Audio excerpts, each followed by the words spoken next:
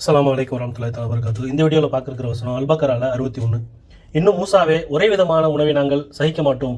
ஆதலால் பூமி விளைவிக்கும் அதன் கீரையையும் அதன் வெள்ளரிக்காயையும் அதன் கோதுமையையும் அதன் பருப்பையும் அதன் வெங்காயத்தையும் எங்களுக்கு வெளிப்படுத்துமாறு உன் இறைவனிடம் எங்களுக்காக கேளும் என்று நீங்கள் கூற, நல்லதாக எது இருக்கிறதோ அதற்கு பதிலாக மிக தாழ்வானதை நீங்கள் மாற்றிக்கொள்ள நாடுகிறீர்களா? நீங்கள் ஏதேனும் ஒரு பட்டணத்தில் இறங்கிவிடுங்கள், அங்கு நீங்கள் கேட்பது நிச்சயமாக உங்களுக்கு கிடைக்கும் என்று அவர் கூறினார். வறுமையும் இழிவும் அவர்கள் மீது சாட்டப்பட்டு விட்டன. மேலும் அல்லாஹ்வின் கோபத்திற்கும் அவர்கள் ஆளானார்கள். இது ஏனென்றால் திடமாகவே அவர்கள் அல்லாஹ்வின் வசனங்களை நிராகரித்தும் அநியாயமாக அவர்கள் நபிமார்களை கொலை செய்தும் வந்ததுதான். இந்த நிலை அவர்கள் அல்லாஹுக்கு பணியாது மாறு செய்து வந்ததும் அல்லாஹ் விதித்த வரம்புகளை மீறி கொண்டே இருந்ததினாலும் ஏற்பட்டது. இஸ்ரவேலர்களுடைய கீழ்த்தனமான போக்கை இந்த வசனத்தில் இறைவன் கண்டிக்கின்றான். இஸ்ரவேலர்களுக்கு இறைவன் மண்ணு மற்றும் சல்வா ஆகிய தூய்மையான பயனுள்ள களிப்பூட்டும் உணவை எளிதாக அருளினான். ஆனால் அவர்களோ அதில் சலிப்படைந்து கீரை போன்ற மலிவான உணவு வகைகள் வேண்டும் என மூசா அலைஹிஸ்ஸலாம் அவர்களிடம் கேட்டார்கள். இதே விஷயத்த எண்ணாகமும் 11:6 மற்றும் 7வது வசனம் விவிலியத்தில் பைபிளில் பதிவு செஞ்சிருக்கு. நாம் எகிப்திலேயே கிரயமில்லாமல் சாப்பிட்ட மச்சங்களையும் வெள்ளரிக்காய்களையும் கொம்மட்டிக்காய்களையும் கீரைகளையும் வெண்காயங்களையும் வெள்ளை பூண்டுகளையும் நினைக்கிறோம். இப்போது நம்முடைய உள்ளம் வாடி போகிறது. இந்த மன்னாவை தவிர நம்முடைய கண்களுக்கு முன்பாக வேறொன்றும் இல்லையே என்று சொன்னார்கள். அப்படின்னு எண்ணாகமும் 11:6 மற்றும் 7வது வசனங்கள் பதிவு செஞ்சிருக்கு. ஹசன் பஸ்ரி ரஹ்மத்துல்லாஹி அலைஹி அவங்களுடைய கூற்றுப்படி, அல்லாஹ் அருளிய மண்ணு மற்றும் சல்வாகிய உணவில் அதிருப்தி உற்ற இஸ்ரவேலர்கள் அதற்கு முன்னர் தாம் வாழ்ந்த வாழ்க்கையை எண்ணி பார்த்தனர். அவர்கள் பயறு, வெங்காயம், கீரை, கோதுமை ஆகிய மரக்கறி உணவுகளை உட்கொள்ளும் வழக்கமுடையவர்களாக இருந்தனர். அதனால தான் மூசாவே, நாங்கள் தினமும் ஒரே உணவை சகித்துக் கொள்ள முடியாது. எனவே எங்களுக்கு உம்முடைய இறைவனிடம் இறைஞ்சுவீராக. அவன் எங்களுக்கு பூமி விளைவிக்கின்ற கீரை, வெங்காயம், வெள்ளரிக்காய், கோதுமை, பயறு போன்றவற்றை வெளிப்படுத்த தரட்டும் அப்படின்னு கூறினாங்க. அடுத்ததா, சிறந்ததற்கு பதிலாக தாழ்ந்ததையா நீங்கள் மாற்றி கேட்கிறீர்கள் அப்படின்னு அல்லாஹ் வினா எழுப்புறான். இஸ்ரவேலர்கள் தூய்மையான பயனுள்ள களிப்பூட்டு உணவை உண்டு செழிப்பான வாழ்க்கையில் இருந்தபோது தரம் குறைந்த உணவை கேட்டது குறித்து அவர்களை இறைவன் இங்கு கண்டிக்கின்றான். இந்த இடத்துல மண்ணு செல்வா உயர்ந்த உணவு அப்படின்னும் மரக்கறி தாழ்ந்த உணவு அப்படின்னு அர்த்தம் கிடையாது. எந்த உழைப்பும் இல்லாமல் மண்ணு செல்வா அவங்களுக்கு கிடைச்சிட்டு இருந்துச்சு. ஆனால் அந்த மண்ணு செல்வா எல்லா நாட்களிலும் கிடைக்கக்கூடிய உணவு இல்லை. ஆனால் அந்த மரக்கறிங்கிறது எப்பயுமே கிடைக்கக்கூடியது.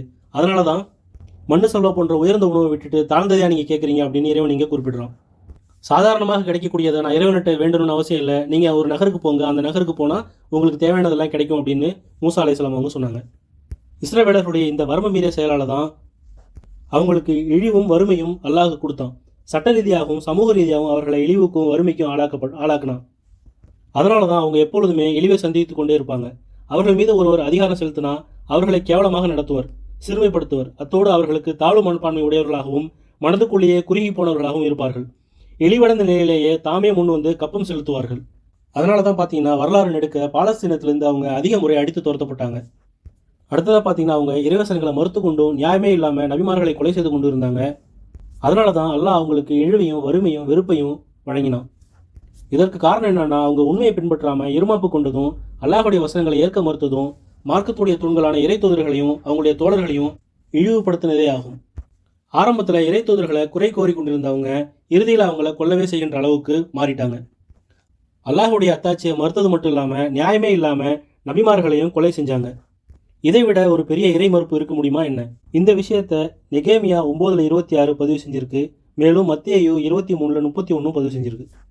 ஆனாலும் அவர்கள் கீழ்ப்படியாளர்களாகி உமக்கு விரோதமாய் கலகம் பண்ணி உம்முடைய நியாய பிரமாணத்தை தங்களுக்கு புறம்பே எறிந்துவிட்டு தங்களை உம்மிடத்தில் திரும்பும்படி அவர்களை திடசாட்சியாய் கடிந்து கொண்ட உம்முடைய தீர்க்கதரிசிகளை கொன்று போட்டு கோபமூட்டுகிற பெரிய அக்கிரமங்களை செய்தார்கள் அப்படின்னு நெகேமியா 9:26 பதிவு செஞ்சிருக்கு.